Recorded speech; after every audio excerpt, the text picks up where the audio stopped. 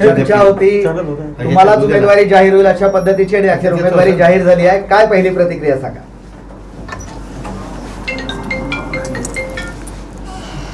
मी आधीच सांगितलं होतं की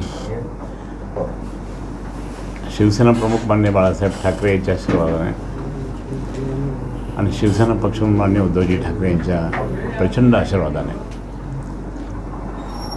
खूप विश्वास दाखवला माझ्यावर साहेबांनी आणि ती प्रतिक्रिया आज सगळ्यात मोठी आहे.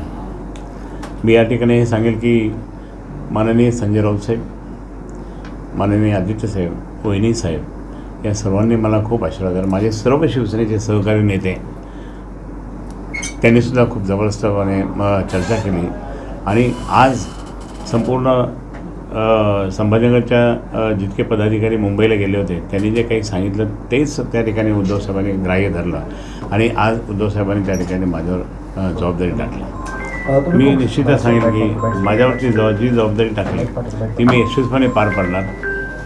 तो की खूप मोठ्या प्रमाणात काम करत राहायचं. जनतेचा विश्वास त्या ठिकाणी एकनिष्ठपणाचा हा विजय आहे आणि म्हणून मी त्या ठिकाणी हे सांगेल की कोणत्याही परिस्थितीमध्ये विश्वास खूप यशस्वीपणे काम करून दाखवणार नाही. बरं, तुम्ही आज सकाळी खूप भावूक झाले होते तुम्हाला उमेदवारी मिळाल्यानंतर. काय कारण आहे असं? तुम्ही तर एकमेव दावेदार होते, प्रबळ दावेदार म्हणू आपण त्याला. नाही, प्रबळ दावेदार होते पण काही संघर्षही करावा लागला.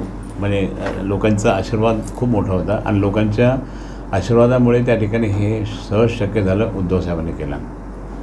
बरं, नाही आता एक सांगतो तुम्हाला मी, आता तिकीट फायनल झालं ना, यादी आली ना, आता कोणीही एकमेकाच्या अगेन्स्ट जात नाही. ही शिवसेनेची पहिल्यापासूनची प्रथा आहे, धोरण पण आहे, शिस्त पण आहे. त्यामुळे त्या दृष्टिकोनातून आम्ही आणि अंबादास दानवेजी आम्ही दोघेही त्या ठिकाणी एकत्रपणे काम करू. शिंदे गटाचं आव्हान आहेच पुढे. शिंदे गट गद्दार आहे ना, तो गद्दार आहे. आम्ही एकनिष्ठ आहोत. त्यामुळे जनता एकनिष्ठ, आपली संभाजीनगरची जनता जी ते एकनिष्ठ जो असतो त्याच्याकडे पाहत असते. आत्तापर्यंत इतिहास आहे. आणि दुसरी गोष्ट म्हणजे मी सांगेन आपल्याला की आणि सगळ्यांचं खूप सगळ्यांना कळून आलं की 5 वर्ष आपल्याला खूप नुकसान झालं, पण आता त्या ठिकाणी हे नसावं म्हणून उद्धव साहेबांच्या म्हणजे मान्यतेमुळे आज परत एकदा आपल्या सर्वांना ते तिकीट मिळालं. गेल्या वेळेस ज्यांनी तुमचा पराभव केला ते इम्तियाज जलील पण रिंगणात आहेत. असं आता त्याला काय मोजायचं नाही, त्याला कोणाच मोजायचं नाही. आपण फक्त जिंकायचं.